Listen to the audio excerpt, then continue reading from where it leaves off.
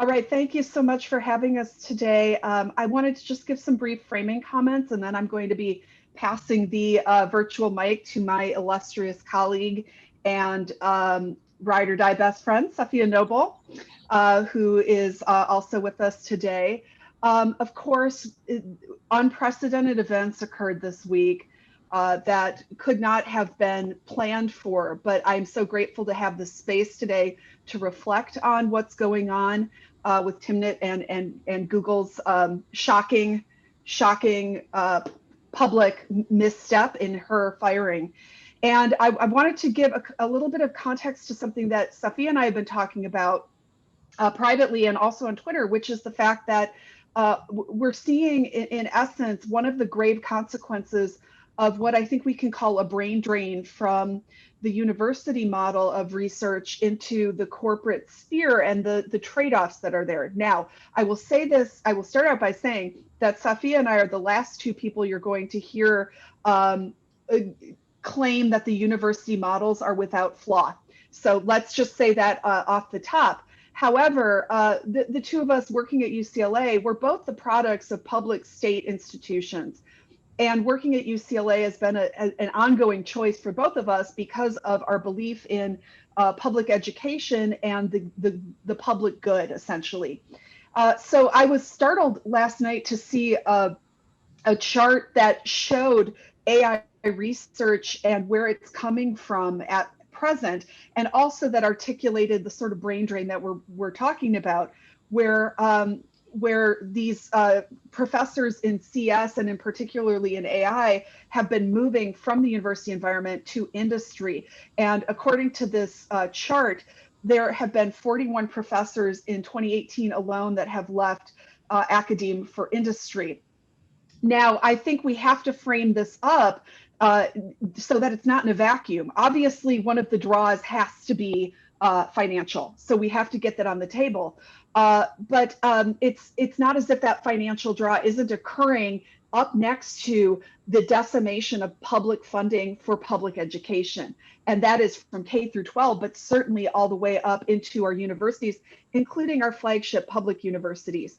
And why does that matter? Well, because I would argue, and Safiya would argue as well, that, and we often both say this collectively and in our talks individually, that we have to keep in mind the history of these technologies that are now being commercialized and being incredibly capitalized on and privatized in the private sector.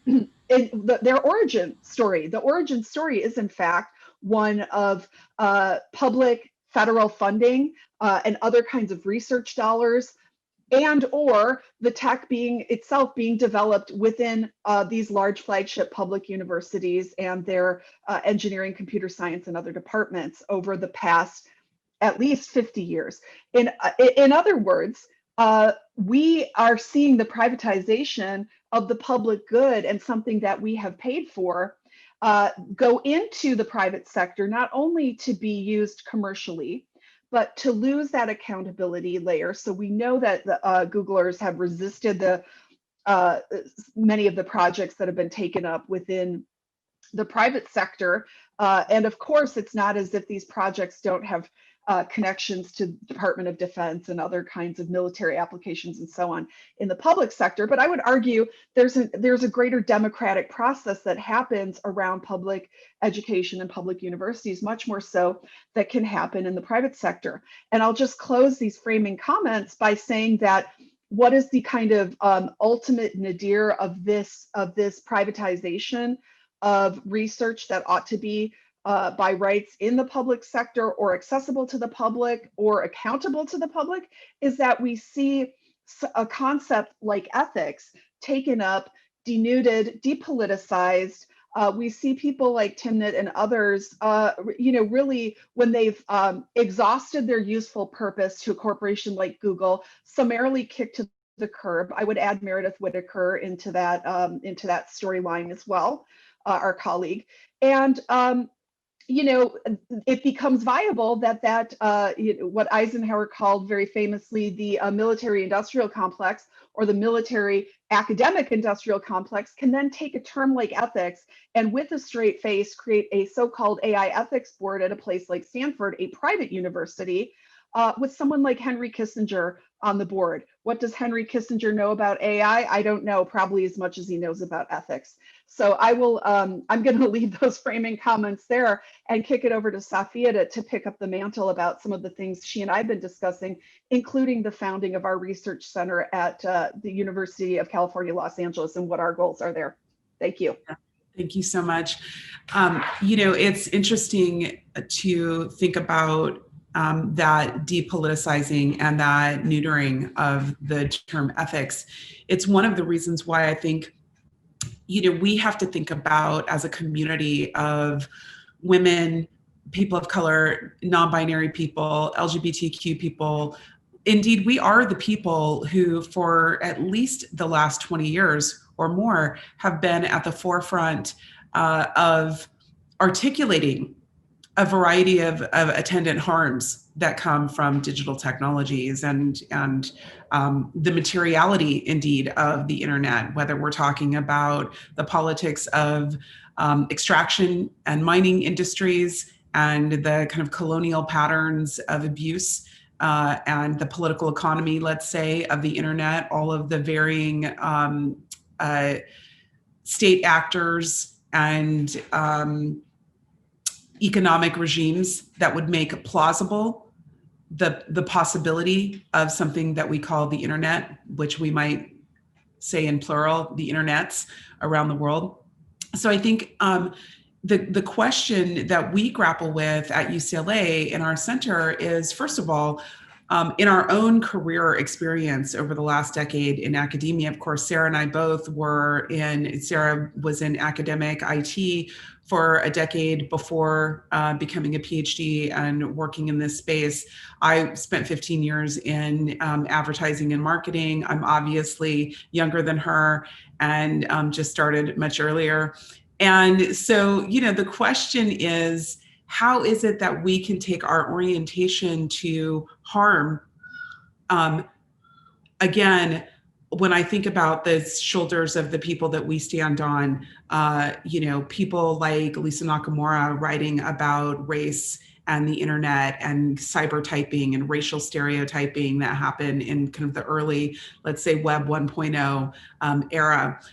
Thinking about people like Anna Everett, you know, recuperating the counter narrative of the rise of Silicon Valley and the way in which Black people in particular were completely erased from the history. And of course, that story being updated with Charlton McElwain's early or recent book, Black Software. You know, thinking about so many of you that are also participating in this conference, whose work we read and are influenced by. I mean, that work is really about talking in explicit terms about the social, political, and economic harms of a variety of different kinds of digital technologies. And what has been so interesting, and by interesting I mean terrible, to watch. Let's say, at least for the last 5 years, is this kind of capturing of our critiques, all of us collectively on this call and those who are not with us, this capturing of our critique, and then to, in fact, extract, pull away, and ignore the dimensions of racial and economic justice, the concerns about gender equity, the way in which, for example, all the way to the kind of core level of programming and computing logics, that the binary precludes a whole host of worldviews and ways of knowing, many different kinds of epistemologies that are indeed taken up in other parts of the world.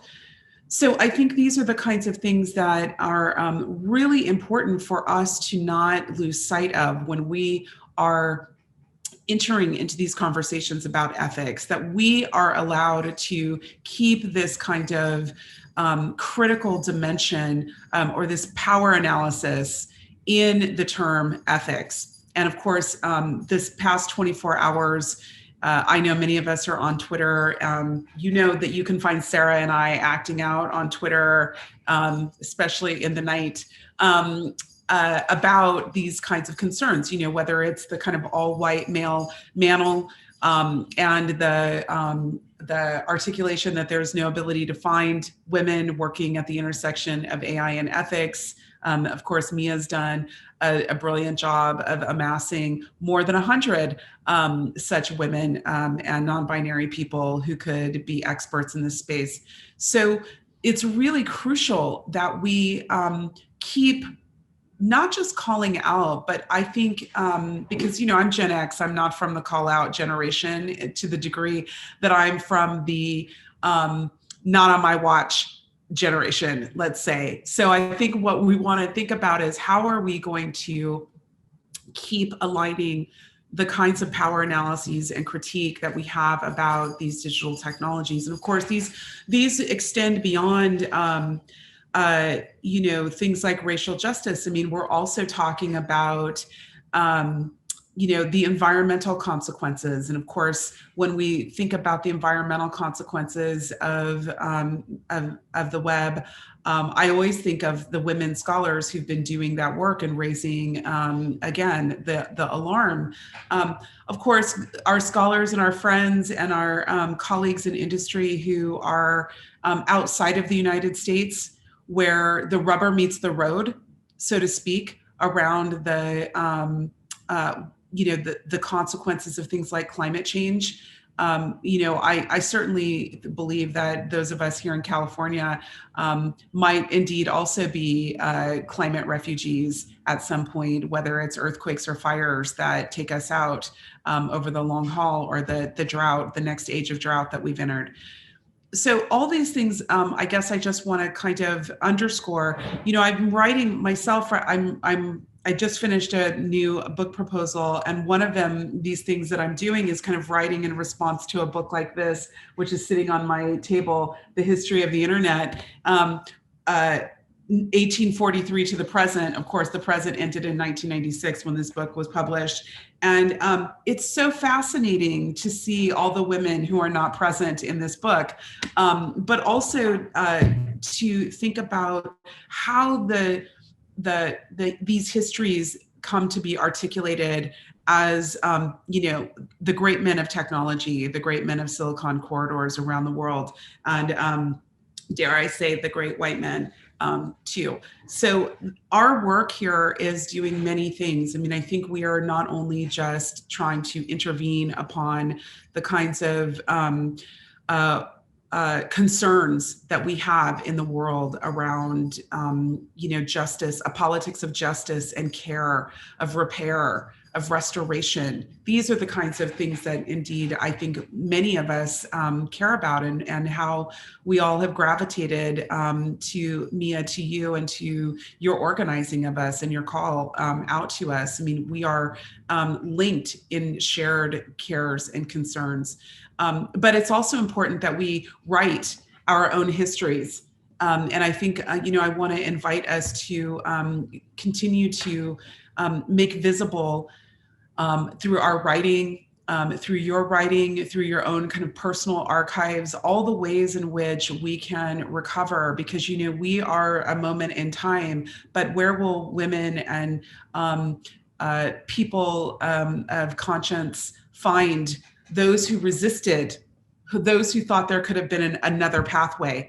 And so I want to invite you to share names with Sarah and I. One of the projects we want to take on through the center in the near future is recovering the histories of the women, the people of color, the non-binary people, the LGBTQ people who resisted and argued for another way, for another path.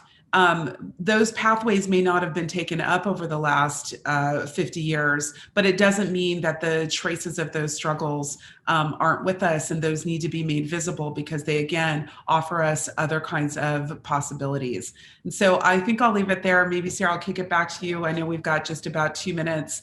You're just going to drink your Starbucks right there. Like, it's fine. sending it back to you. Yeah, I think that was fabulous, Safiya, and I'm always reluctant to follow you. So um, uh, thanks for that. But anyway, no, I think you connected the dots beautifully, including the reason that we have fought so hard to make the space for this center at UCLA. Although it may be housed at UCLA, one of our goals is to make as big a tent as possible, as large an umbrella as possible to capture all of those under its protection, essentially. And yes, go ahead. Yeah, and I want to really underscore that one of the reasons, as you look around and you look at partnerships and possibilities, that you keep us in mind, because the thing that we know from our own careers is that the places where, like Stanford and Right. MIT and Carnegie Mellon and Harvard, and the places that were um, completely excluding our voices and other people's voices, critical voices that we think were feminist voices that were so important to be at the table, and kind of, let's say, neutralizing us by ignoring us, right?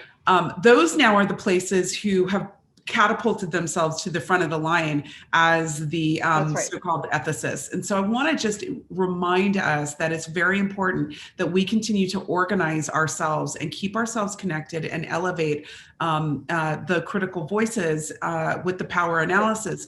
The thing that is so important for me about Timnit, what has happened to her, is that this cannot just be a struggle around, elite academics and computer scientists and the harm that we experience in our spaces. It actually is profoundly tied to the same kinds of violations and ignoring of worker rights, whether they're Amazon warehouse Right. workers, whether they are workers at Microsoft. That's my bell letting me know Sandman's going to hook us out.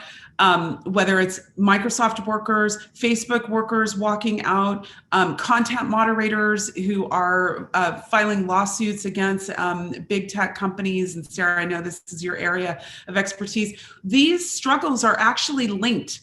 That includes, of course, the denial of promotions for those of us who are in academia, the silencing and the firings of trans and queer scholars who are denied tenure, who also do this kinds of critical work. So there are many linkages that we need to make, and we need to strengthen our articulation and our organizing as workers at every kind of strata.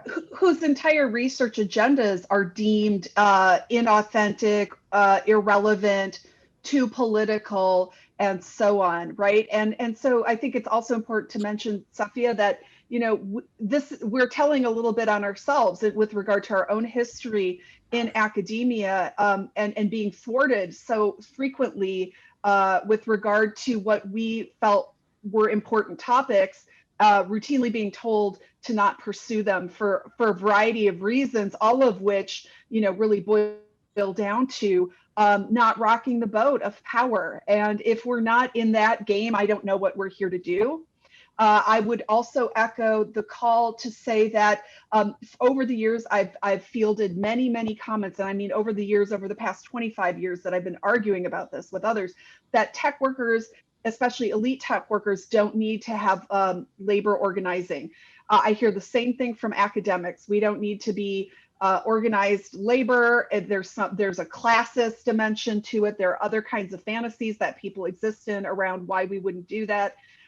There's 150 years of labor organizing lessons that we ought to be attending to in this country alone, and things that would give us strength in the collective, and things that would allow us to collectively and nimbly fight back when these issues come up at all strata and at all levels where abuses towards workers occur. We're just seeing the latest high profile, but I'm sorry to say I don't think it will be the last. So we've got to prepare and see what we're going to do about that. Thank you all for having us. We're really honored to get to be in this space with you. And we send our love and solidarity from Los Angeles to all of you around the world. Thank you, Mia, for your genius. And we'll sign off from here. Thank you both so much for joining us. I'm seeing this consistent theme, right, of solidarity, organizing. Together we are better, together we rise, and we are stronger together. So thank you so much for coming here, inspiring us, giving us a way forward. Really appreciate it.